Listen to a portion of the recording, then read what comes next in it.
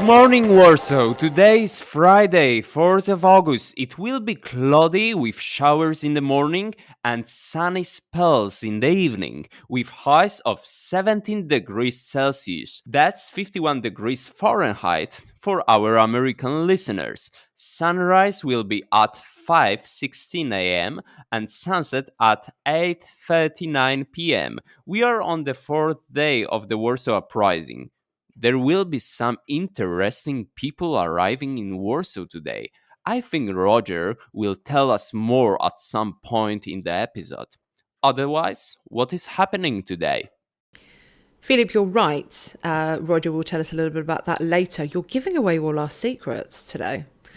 But it's fine. We're going to start off with something that Roger has already mentioned about in earlier episodes, and that's the Polish People's Army, because they finally joined the fight, and it's today. It's taken them a couple of days to get moving. What's very odd about this is that the Soviet press and the Soviet radio were already proclaiming that the People's Army were the only people that were fighting in Warsaw. It wasn't about the Home Army that was fighting with 40,000 odd soldiers, but the Polish People's Army. But they're made up of about, you're all going to laugh at this, they're made up of about 300 to 500 soldiers who participate in the uprising. It is a very, very small amount compared to everybody else. They weren't actually supposed to take part in the uprising because many of their members actually objected to the action. However, one of their members decided to fight and he kind of swayed the rest of them to do so. And what's another very interesting thing to add to that is that he didn't actually have permission from the leadership to do so. They end up creating their small little battalion and they primarily fought in the old town in the centre part of the city. Let's move away from the Polish People's Armies and the Soviets and move on to what's going on with Churchill, because I want to know, Claire, has he finally agreed to these airdrops to allow them to send aid to Warsaw? Well, on the 4th of August, Churchill basically agreed the day before, but the weather conditions meant that they weren't able to send over any aircraft to deliver supplies. But on the 4th, this is the night of the 4th, we get the first airdrop, and Churchill informs Stalin that he has authorised the RAF's SDS, Special Duty Squadron aircraft. So they are flying with international crews, including Polish airmen. You must remember, of course, that huge numbers of the Air Force came out with the military early on in 1939, and the Polish Air Force became famous really because of their fantastic contribution to the Battle of Britain earlier. And we still have a number of those pilots who are desperate to serve their country in its greatest hour of need, the Warsaw Uprising. So there are Poles among the aircrew coming over. And the aim on the 4th is to drop 60 tons of munitions and supplies to the Home Army. So they are going to fly from southern Italy, where they now have a base. It's about 1,800 miles, mainly over enemy-held territory. You have to think that earlier on in the war, when they're taking out individuals occasionally, special agents are going into occupied territory. They're flying by the light of the moon without radar. Even that is incredibly dangerous to reach an isolated field in the countryside, one aircraft on its own. The return trips, the pilots that did that, that's courageous stuff. But now they are flying together in a group, mass formation, coming over into, obviously the destination is to this war zone. So the Germans know exactly where they're headed, where to attack. It's incredibly dangerous work. Again, they want to refuel at Russian-held airfields, which are now about 10 miles outside Warsaw. And again, Stalin refuses. His Russian radio is continuing to accuse the Poles of passivity and collaboration and not rising enough and not fighting hard enough. But during the uprising, the Kremlin begins to ignore all Polish contact back once they've halted their own advance. Obviously there are many reasons for that, but it did suit Stalin to have some of the resistance eliminated from Poland. And at this point, Jan Nowak, who I mentioned earlier, who's one of the Chikocemni, the silent unseen, who's serving in communications, he is glued to the airwaves. And he actually, on the 4th of August, he heard the Russians describe the uprising as a crime whose instigators should be brought to justice. So they know they're not going to be getting air support from the communists at this point. Nevertheless, They decide, even though they can't refuel at the Soviet-held airfields, they will have to therefore carry these auxiliary fuel tanks, which means they won't be able to carry as many containers over.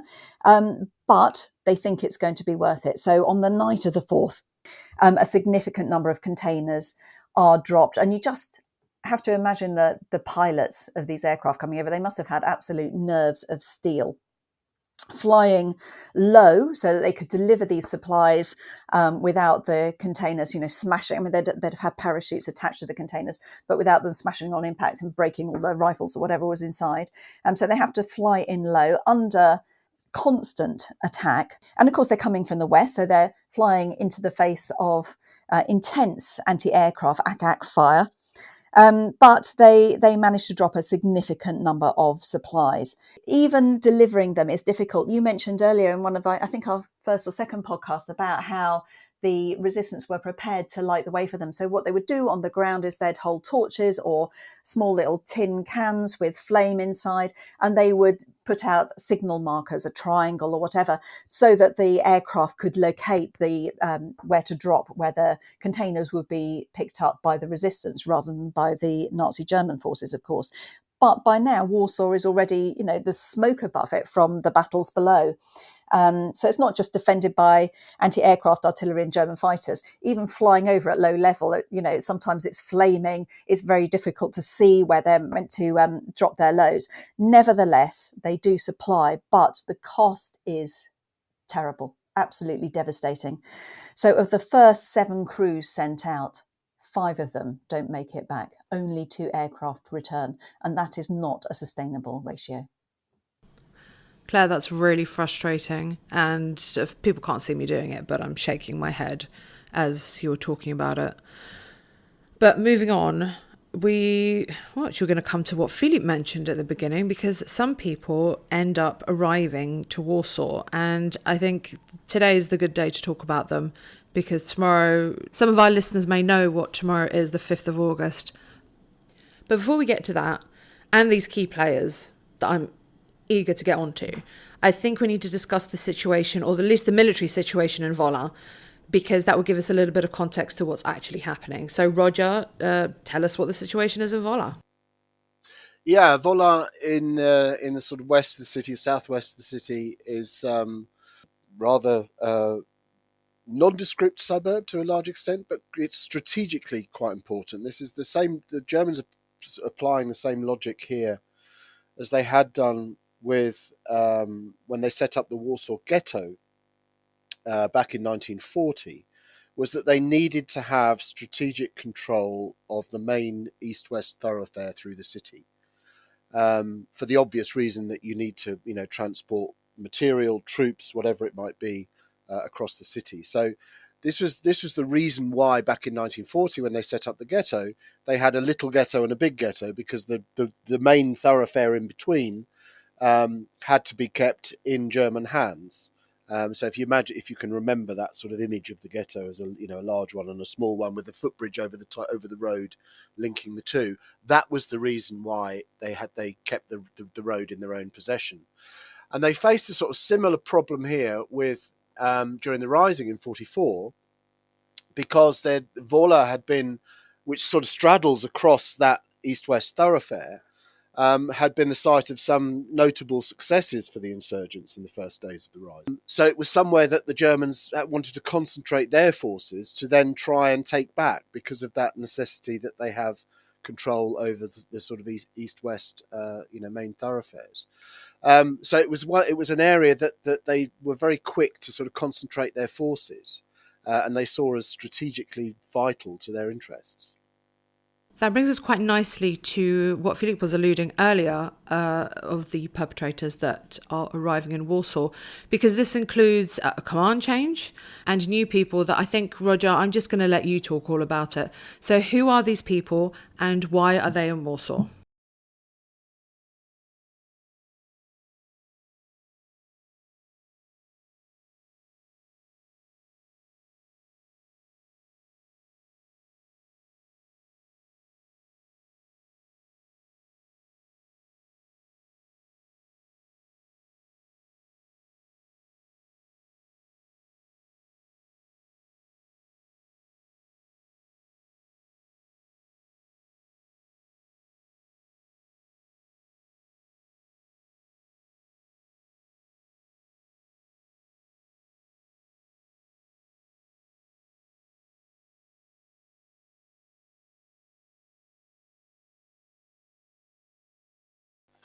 Yeah, Erich von den Bach-Zelewski.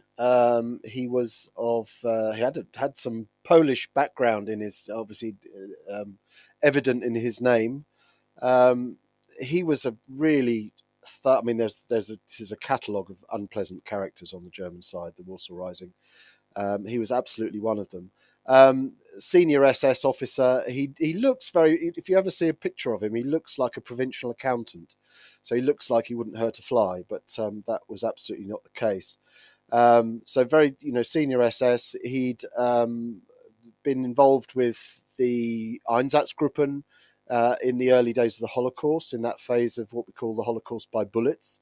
So the sort of mass shooting phase of the Holocaust. He'd led Einsatzgruppen on the Eastern Front in 41-42. The Einsatzgruppen, just in case people don't know, after the frontline advance, these are these special units that came in behind, essentially to do ethnic cleansing. That was their role.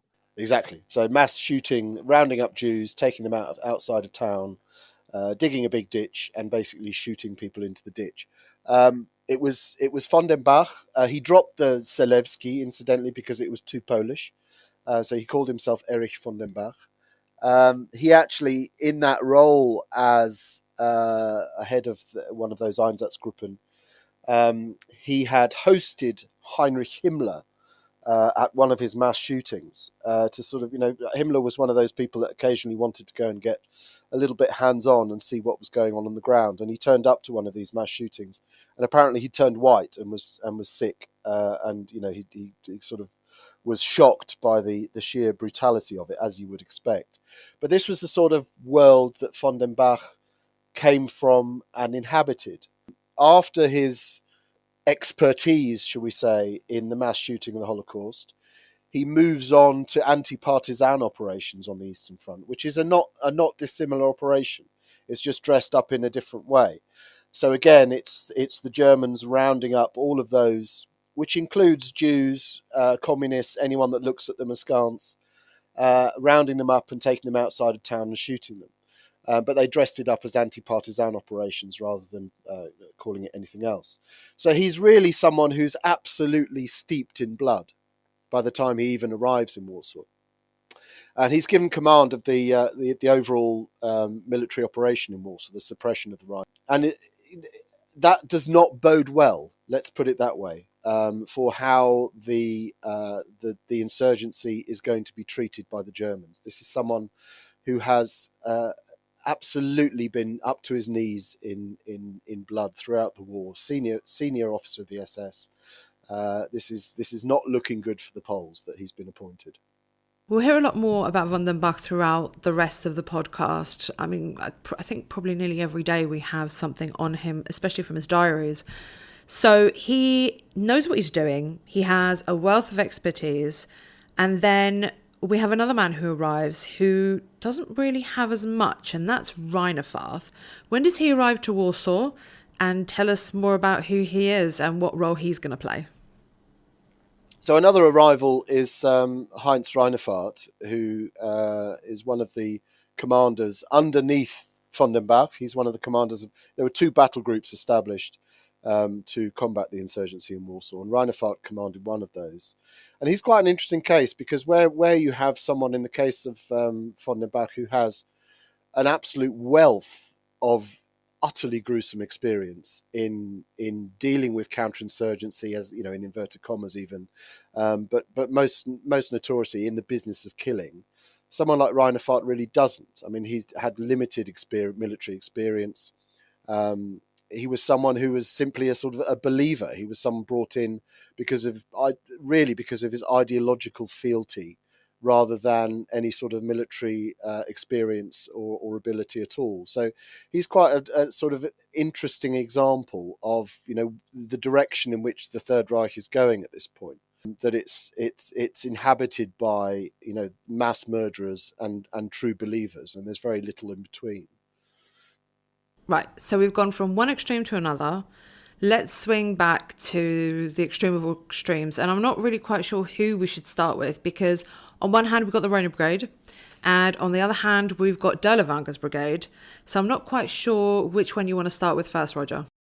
Dirlewanger. I mean, really, even amidst that sort of rogues gallery of senior SS officers and so on, Oscar de la Vanga stands out as a rogue among rogues. He was an utterly, utterly dreadful individual.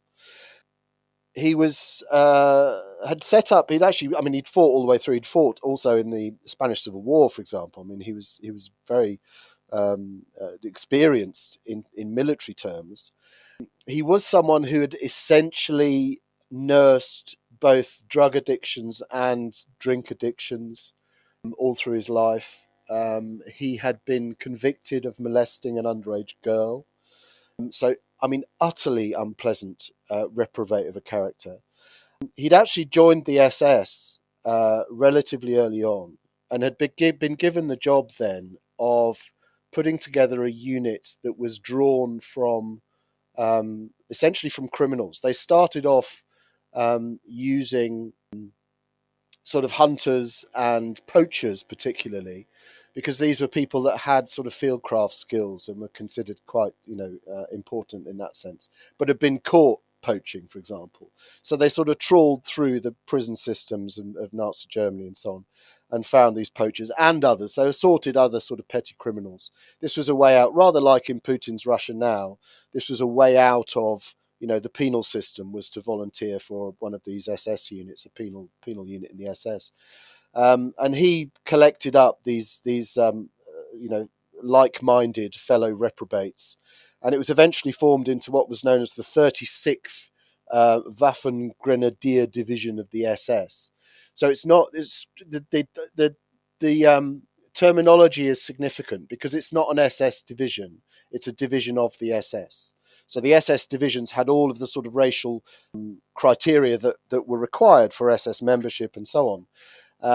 Whereas a division of the SS was one of those that, it could be almost anybody, particularly convicted criminals and the rest of it. So this really was a reprobate gang that he was running. And he arrives in Warsaw with his unit, which is colloquially known as the De la Vanga Brigade. He turns up on the 4th of August, 1944. He has a lot of the sort of similar backstory to von der Bach. He's been involved in anti-partisan, again in inverted commas, anti-partisan operations on the Eastern Front through 1943, for example. He's has countless thousands of lives that his unit has taken in that capacity.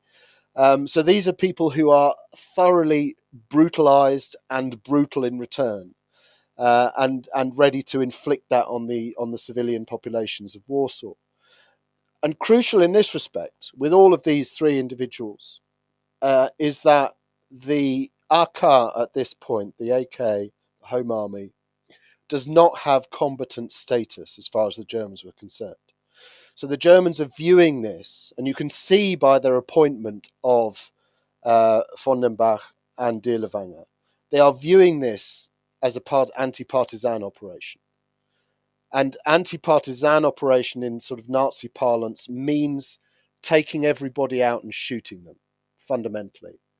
So the opposition are not recognised as legitimate combatants, they're just seen as bandits, and that is going to be their fate, is that they're just going to be attacked and taken out and shot. And that's what we will see over the coming days. Before we finish, I just want to mention one of the insurgents that is killed on this day, and that's Krzysztof Kamil Baczyński. He is one of the most well-known poets of the Second World War, or Polish poets anyway. He was born to a Polish Jewish mother and Polish father who was a writer in Warsaw. He was raised in a very patriotic environment as his father was part of the Polish legions and he took part in the Silesian uprisings. He considered him very much a Pole. During the occupation, he studied in a secret university. He studied Polish. As some of our listeners may not know, during the occupation, you weren't allowed to go to school. All schools and universities were closed, so classes would take place in secret.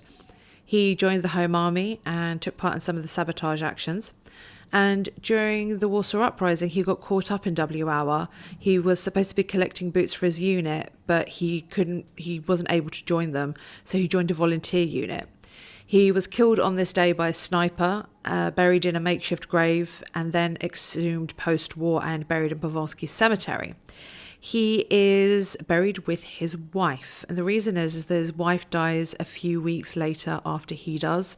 She was heavily wounded and pregnant, and apparently she held his book of poems when she died. Over 500 poems of his survive, and some of them are erotic and about his wife. He was so much in love with her. But they are buried together if anybody's interested in Powolski Military Cemetery. Thank you so much for joining us on day 4 of the Warsaw Uprising podcast. We will see you all tomorrow for day 5.